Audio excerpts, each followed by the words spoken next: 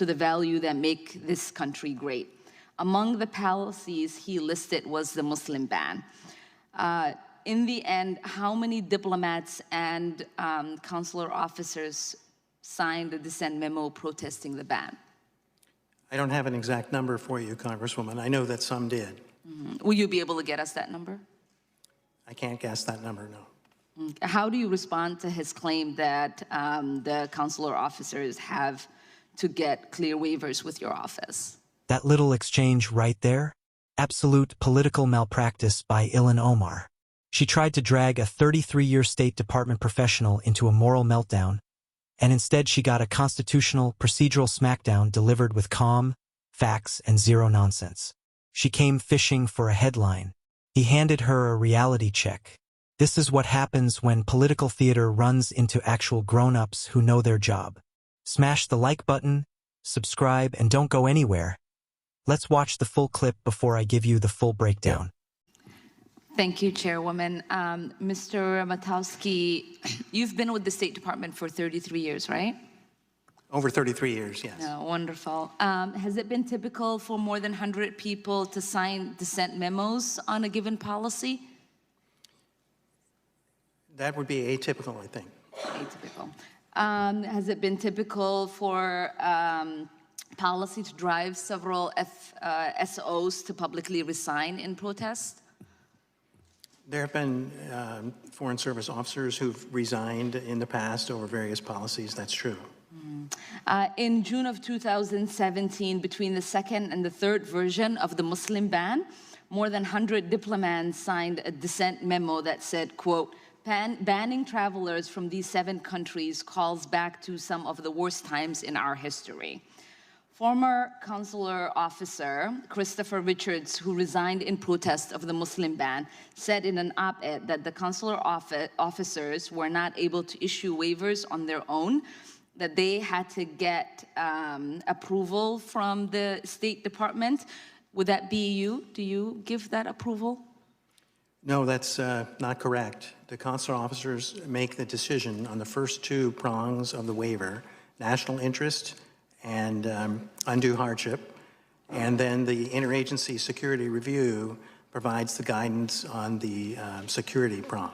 So that's not a decision you get to make, no. Or is the White House involved in that decision? Not at all. Okay. Sarah Gardner, another former FSO who resigned in protest over the Muslim ban, told CNN that fellow officers, quote, felt pressure to approve as few folks as possible for the waiver. She also said that the Muslim ban had been, quote, reworked and sanitized by layers of bureaucracy with people distracted by the next terrible thing. It can be easy to forget it's even happening. Well, it looks like Congress hasn't forgotten. And Madam Chair, I have assigned testimony from 4 former FSOs that I would like to enter into record. It's put into the record by unanimous consent. Thank you. Ambassador John Foley, who quit his post as ambassador to Panama in 2018, said he could no longer represent President Trump and still hold true to the value that make this country great. Among the policies he listed was the Muslim ban. In the end, how many diplomats and consular officers signed the dissent memo protesting the ban? I don't have an exact number for you, Congresswoman. I know that some did. Will you be able to get us that number? I can't guess that number, no. How do you respond to his claim that the consular officers have to get clear waivers with your office? I would say, as I said before, that that's not correct. The consular officers make the determination on the first 2 prongs of the waiver, national interest and undue hardship. And the security check, as I testified, is conducted back here in Washington. Now, if a consular officer is... So you're saying his claim is false? Which claim? That Washington Richards. Is making the decisions? Yes. Yes, that's not correct. And how do you respond to Ms. Gardner's claim that the officers are implicitly or explicitly pressured to deny waivers? We are not implicitly or explicitly pressuring anyone to act in any way contrary to the law. Okay, and how do you respond to Ambassador Foley's claim, shared by all the people who signed the memo, that the ban is a betrayal of American values? The ambassador is certainly entitled to his opinion on that. There are many, obviously it's very clear that this policy has many opponents, but fundamentally it's designed to try to keep the United States safe. And to our other two panelists, was Stephen Miller's role in formulating the 3 reiterations of the Muslim ban?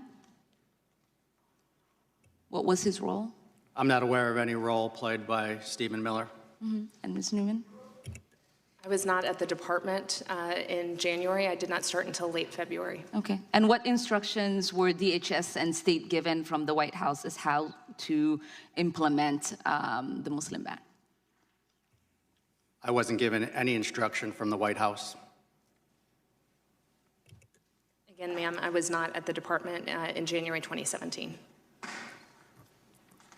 The department was not consulted about the first executive order. That was a masterclass in how to destroy a political ambush without raising your voice.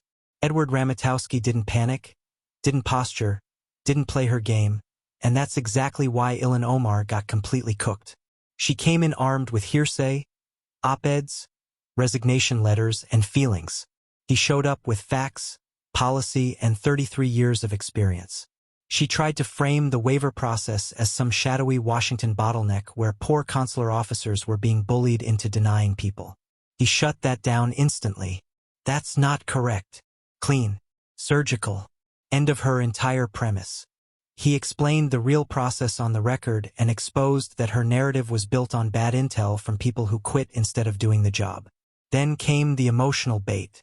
They felt pressured. That's not evidence, that's a diary entry. And he didn't bite. He defended his department with a firm legal statement. Nobody is being pressured to act contrary to the law. That's how adults respond to vibe-based accusations. But the real knockout punch was the betrayal of American values trap. That was pure headline bait. She wanted him to either trash Trump or look evil on cable news. He didn't even flinch. He gave the ambassador his polite little entitled to his opinion participation trophy, and then dropped the truth bomb. The policy is designed to keep the United States safe. Period. No tears. No theatrics. No MSNBC soundbite. And let's talk about the irony. Ilhan Omar lecturing anyone about American values is like a shoplifter giving a TED Talk on honesty. She tried to turn a policy hearing into a morality play, and she lost control of the script the moment he refused to play her game. This wasn't a hearing. This was a failed takedown attempt. A career public servant stood his ground, defended the law, defended his department, and refused to get dragged into Democrat emotional blackmail. Facts beat feelings. Process beat propaganda. And once again, the Republican-aligned position walked out of that room standing tall while the political stunt collapsed on impact.